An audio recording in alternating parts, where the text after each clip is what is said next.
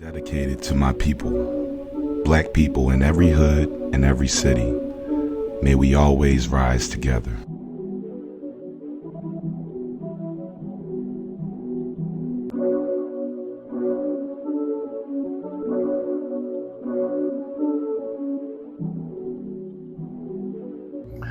What's going on, everybody? This is Aaron Maben for another episode of Aaron's Notes. And right now I'm sitting with a great friend, an amazing, I'm not even going to put her in any box of saying she's just one thing.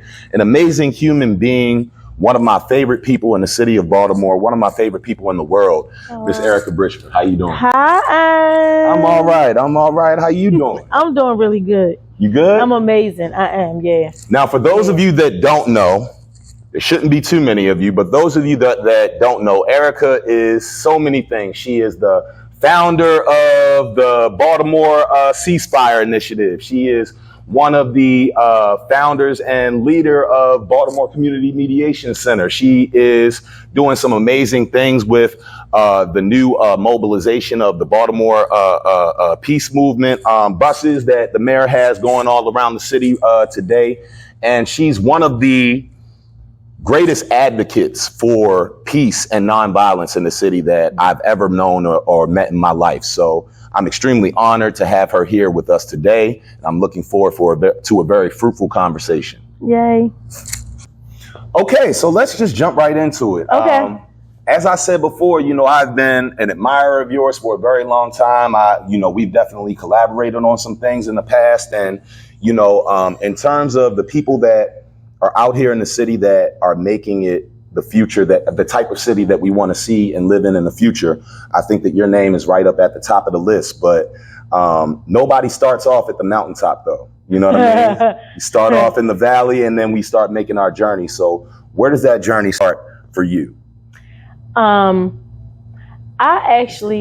feel very blessed, and I understand that my life, while starting in, my parents were teenagers when they had me, and we lived in poverty when I was little. I grew up over in West Baltimore off of Bloomingdale and Poplar Grove in a housing project called Normount Court. In the way that I experienced my life, I'm very aware that I came here birthed into power and magic. Like, my parents literally called me forth very intentionally. My dad was a Black Panther. And at 17 years old, my mom was 15 at the time. They both went to Carver High School. Wow. They had a conversation on the bus stop one day and said, let's have a boy that's going to change the world. That was the conversation they had. They had already determined. That was the conversation. To all the modern day guys out here that's thinking they spitting lines, I ain't never heard nothing that bold before in my life. And it worked because that was their intention in laying down. I think that speaks to being intent. Like, absolutely, that makes so much sense. I am aware that I am a called forth intention, Yes. Right? And I said that to my mother recently. Like, she was struggling with something about her ability and capacity to speak to groups of people about peace work at the mediation center, and just all kind of nervousness and trauma around being seen in public and all kind of things. And I said to her, Mommy, because I know what I am, I know what you must be. You literally brought me forth and called me forth as a teenager. Wow. In 1972, And so to be a Black girl in Edmondson Village, pregnant at 15, 16 years old, that was no small feat. And she always said that in the womb, she could feel that I was something, and chosen. My first name was going to be Malcolm. After Malcolm X, my middle name was going to be fitting that we sat you in front of the girl there.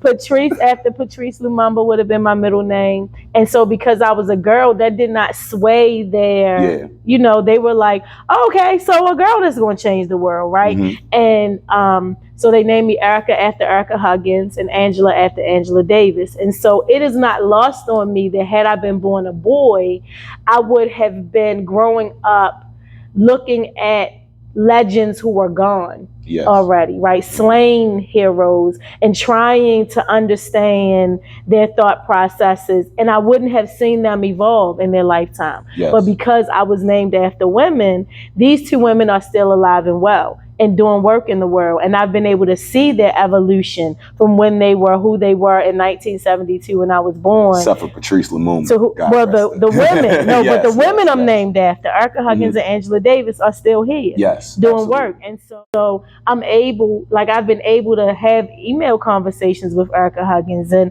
I was able to meet Angela Davis during the pandemic on Zoom and tell her that my parents called me forth and named me after her, and look at her, tell me that I was beautiful. And I got to ask her questions about how does she stay grounded in who she is as a human, with the world looking at her as this entity, because that's something that I was struggling with coming into public view, in the way that I had. And so those aren't conversations I would have been able to have with Malcolm and Patrice. Mm-hmm. Mm-hmm. But I've been able to have those conversations and see these women grow. And being born with one hand, I'm very aware, is a blessing. It is a gift. It's a magic wand. It's a talent. I have in the last few years been using my nub, like aware that I'm laying hands on people in very magical and healing ways. And my mother often laughs, like, people be Jesus-ing the shit out of you. Like, if I could just touch the hem of her garment. Right. And it really be people like, I just wanted to hug you. I knew I would feel better.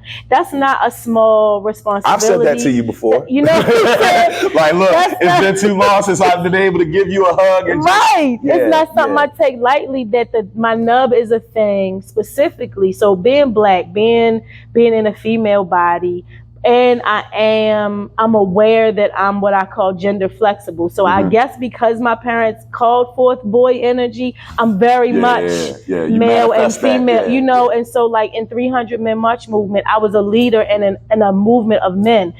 Being responsible, I recruited at least half of the men in that movement were there because they trusted me, and so I'm often the only woman in all male spaces and, stuff like that. So I'm aware that I have, both of those energies very much in me. But of all of the things that, like my demographics, it's been having one hand. That's the thing that society has zoned in on the most. The most visible. The most visible thing, right? And it's the thing that I have often felt the most alone in, because I'm in black community. I'm around other women, but I don't run into people that only have one hand. Can we talk about that a little bit? Because I don't think that we've ever dived into that element of your story. Not that it's not something that I see. You know what I mean? But it's not right. I really think that amazes me. Even as I've come into public view, like there aren't very many stories. People don't, and I'm not mad about it. But it's something that I notice. People don't categorize me as like a disabled activist. Honestly, you know what I mean? You want to know why that is? At least speaking for myself personally, the nub is the least interesting thing about you. It's the most least interesting thing about you to me. Okay, so she got a nub, but do you see this other shit? But that's the thing. In my mind, I grew up with some friends that that had certain disabilities, certain deficiencies, all of that kind of stuff. But there were a few, the ones that I was closest with. I think the thing that I admired the most about them is they never wanted to be seen for that thing. Right. You know what I mean? Understanding that they were a whole human being person, outside of this physical thing that you see. Yeah. And I think that a lot of folks sometimes they're so attached to that element of their identity that they never get outside of that. Beyond that. Yeah. And we're black, right? So we live in community where we do the dozens, where we, what I mean? Where we do, and you exude a certain amount of confidence, right? Yes. Where when kids are young, who is it that you go to crack the jokes on? You pick the weak link. You pick the person who this is going to jab at them. This is going to actually affect or impact. Right. But you've always at least giving off a persona of, I don't see this as being less than. I don't see this as I'm not broken. Exactly. Yeah, I look broken. I'm aware that I look broken, but I'm not broken. And it was pretty early on that I realized, she's absolutely right. Like, there should be no separate set of expectations for somebody That's just right. because they have some kind of physical limitations or anything like that. But what was the reason for? Is this so something I did not from know childbirth? the reason. It is so it was from birth, but there was not an answer for it. I didn't have an answer till I was 40 years old. So the doctors never gave you a diagnosis. And in 1972 there were not sonograms really like that, right? And especially for a young black, girl in Baltimore. Yeah. And so my mom, before I was born, she was having some leakage and pain. She went to the doctor. They tell her, oh, well, it's probably just Braxton Hicks contractions. You're almost due. They sent her home. She knew something was wrong. At 16 years old, she knew something was wrong. And they were like, it's fine. They sent her home. So when I'm born, and so I had a right arm, but it was dead. So it was shriveled up, a hand and an arm that was just shriveled and dead. So a dead limb is the worst pain a body can feel. So my mom said when I was in the birth canal, she could hear me screaming on the inside of her. So when I was born, it was like, so this is like the birth origin, the best origin story of ever. Because I literally came into the world screaming to the top of my lungs. And the reason is because when I was inside of the womb, there wasn't enough oxygen in there for me to feel the pain of a dead limb on my body. But once I'm being born, there's oxygen in there. So I could feel what the fuck? And I'm just screaming into the world. So I'm born so they immediately amputate the dead limb in my thumb and this finger. So it's called amniotic band syndrome. So basically what happens is in the amniotic sac, sometimes there are loose strands, like the inside, it's like the lining of your mouth, kind of, right? So, if you have a skin loose in the lining, and so it lands on the baby. It most often causes miscarriages, right? Wow. So then it causes things like. You were lucky to even. So when you meet somebody who's a walking around person and amniotic band syndrome is what they were born with, you're looking at a miracle because they should have miscarried statistically. Wow. It causes cleft palate, it causes club foot. And so and then I didn't eat for like 12 hours. My father was the first person that I ate from. He never lets my mother forget that. And so I'm aware that I came here. So I've said a few things in my life, like processing the why of like, why would I be born in this particular body that got attacked, like attack and pain were my literal first experiences in my awareness in the world as a baby, right? And so I'm aware that I was going to experience a lot of pain in my life after that. And so it was setting me up for, y'all already did the worst shit that could happen to me. Nobody everybody that got anything to say about me, you've never experienced a dead limb on your body and survived it. So you can say whatever you guys say about me, because I've been through some things that your body literally can't imagine surviving that kind of pain. And my body did it at 5 pounds at birth, And so there's that part of it, to remind me that I'm invincible until I choose not to be, because I look broken in a world that really prioritizes looks, and that I had to learn I must be more than just this physical vessel. Right. Like the unseen part of us that's way more vast than the physical part that we can see and experience. I had to tap into that in ways that children and grown-ups often don't. It doesn't occur to them until you learn, mindfulness and stuff like that. Like throughout my life, I'm not just this thing that looks broken. So I've always had to know if people were teasing me, it's because they don't like themselves, was that kind shaped of stuff. or influenced at all by your parents? Absolutely. I would have to assume that with that kind of intention that brought you here, they were not a gang. My parents from the beginning, like, you know, my grandmother and my aunts, especially on my dad's side, they were very like, oh, the baby. And I was really little, so my nickname is Bitsy, because I was like this, like I was just this little, I'm really a little stature person. And they were like, you know, want to do everything for me. And my mother and father were like, she has to, given who she is in this world and what this world is, she has to know how to do everything herself. She cannot be coddled. She cannot, just because she's a girl, we can't, like my father is, you know, he believes in what I call gender courtesies, right? So yes, you men walk on the curbside. Yes, you open the door. Yes, my brothers took out trash. I rarely ever took out trash. But my brothers also wash dishes and right?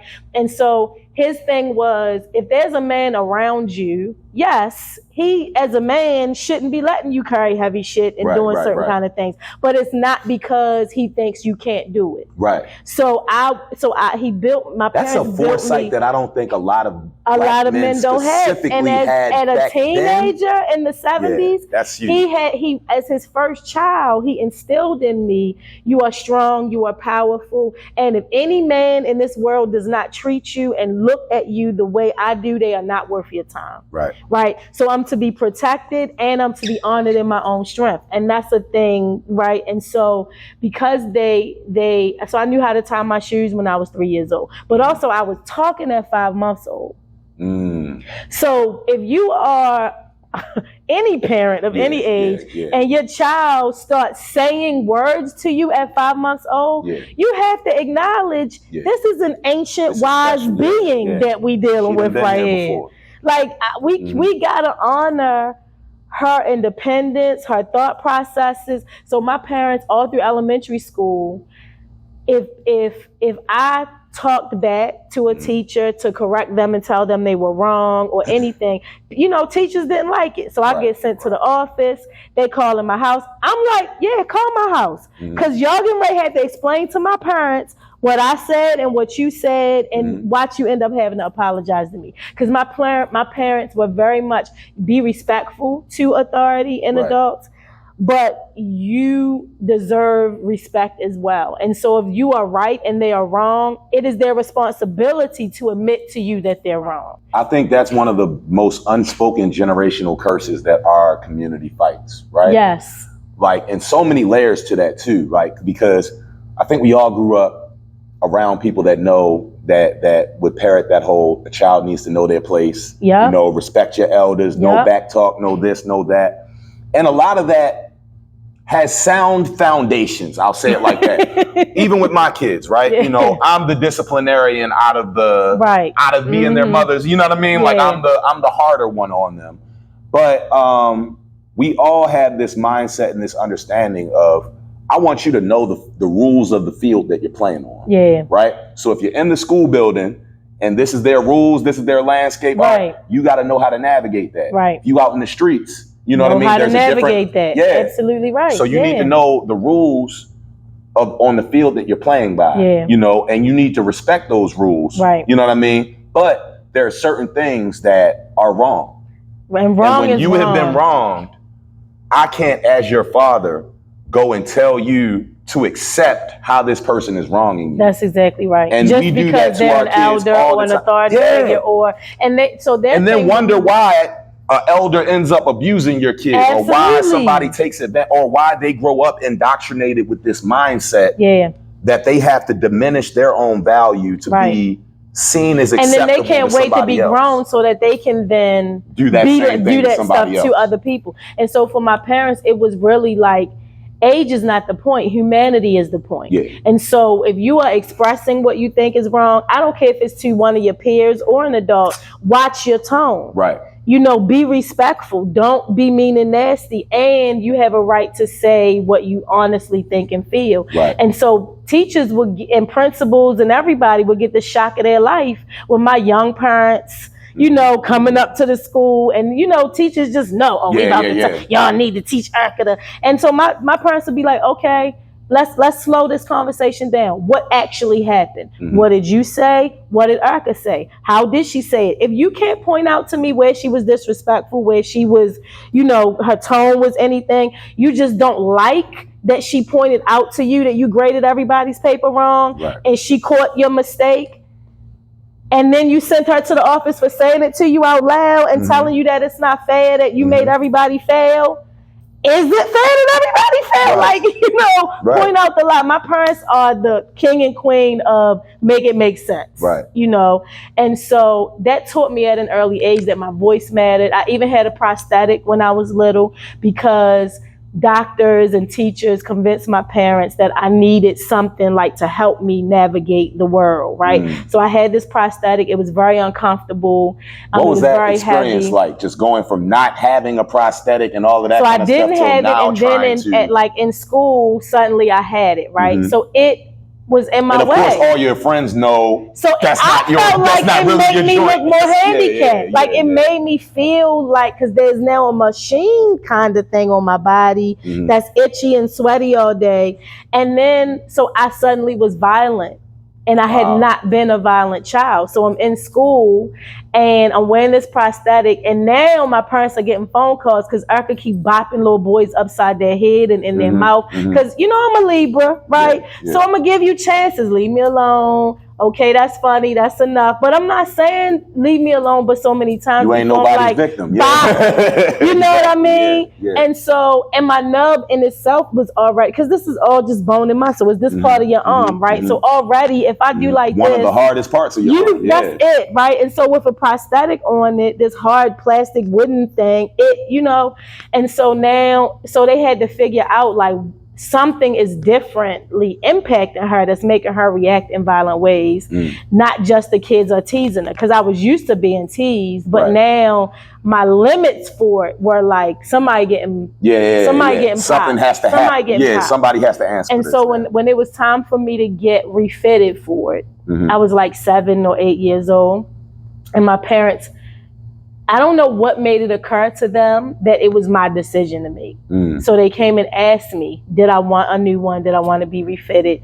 And I said no. And they asked me why. I said, well, because it's in my way. It actually doesn't help me do anything. I use my nub like a hand. And I can't sit things on top of this prosthetic. I can't pick things up. I can't. It was in my way. You had gotten used to moving around, like you had gotten used to, look, this not hindering you at all. And now all of a sudden, y'all taught me how to tie my shoes at 3 years old with a nub, and now I got a prosthetic on me that's in the way. That's really, I would have never thought about that perspective. So, and this is interesting because obviously now, it's 2023. We got a whole lot of different technologies. Yes. I done seen the prosthetics now where they put them on and there's people picking things up. And you never thought about? So I have thought about it, and I might do it. Like, there's been what's amazing to me is that the ceasefire being created introduced me to 3D printed arms. Right. Because somebody did this event called Arms Not Guns or something, where they make prosthetic hands for children in Africa who lose their limbs through landmines, right? And so children in Baltimore were helping to make these 3D printed hands that were going to children in Africa. And so I'm just like, I gotta stop past that event, right? And it had not occurred to me that it could relate to me, right? So I get there, I meet this woman, and fast forward, we end up in this process of us creating like 3D printed arms for me, right? The pandemic has slowed it down, but when it's all, so what I came to is it could be an accessory for me, because there are different kind of hands. As I'm older, I'm 50 years old now, right? And so I absolutely, right? Y'all go, oh my gosh, she looks so good. Ain't got good. Like, hey, ain't got, hey. Listen. It don't crack. It just get better or something. It get better. I be telling people like, you want to get with it because it's getting better.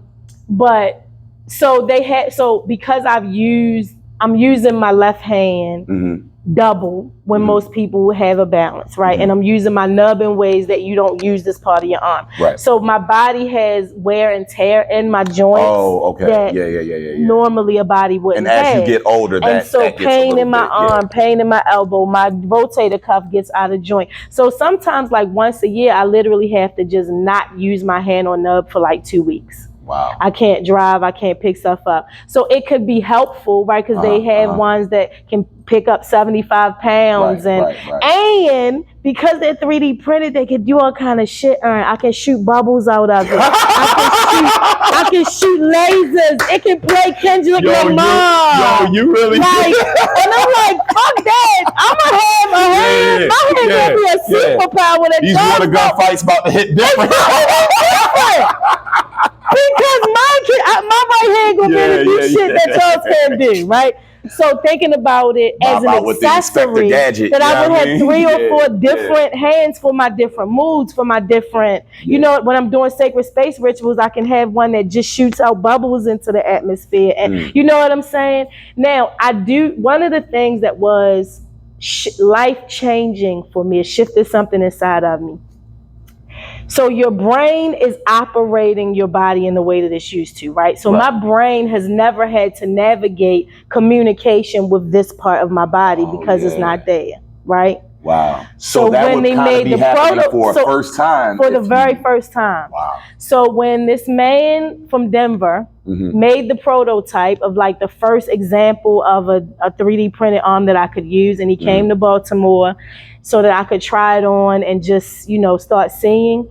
For the very first time, I had to figure out how to tell your mind to send. About how to just grip a bottle sitting on the table in front of me and pick it up. And so I have these pictures, I'm gonna send them to you, of me like picking up these, and the look on my face, it's just, I'm crying. I'm just like, because everything in my body was like, I don't think we've done this before. And so I had all kind of, so I realized that like when it's time for me to actually get these, and what's going to happen is children in Baltimore are going to help design my different 3D printed arms, and you know, help put them together. We got a 3D printer here, so if you need our kids to, you know what I mean? to it's like a whole customize thing you that's going to happen, right?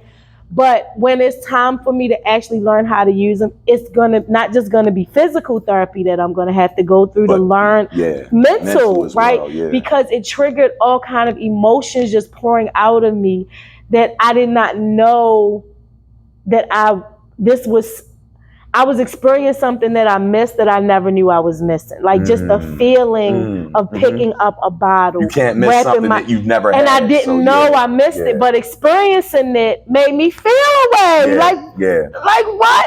So I'm gonna need to work through all my emotions about it and all kinds of stuff.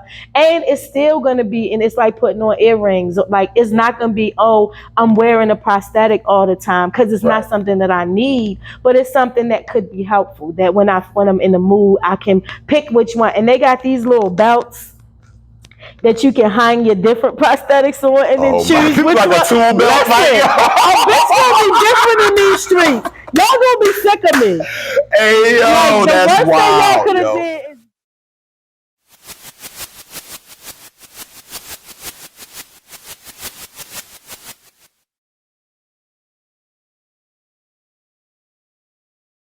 Got to figure out how to get my people to come back together. Got to get us to stop arguing with one another and start focusing on solutions. How do you bring your people together when we're so divided? How do we get our people to cooperate when we're constantly going to war with one another? How do we bring about peace when all we ever known is war and violence? I don't got all the answers, but man, we're gonna have to figure it out. We got to. There's no other option.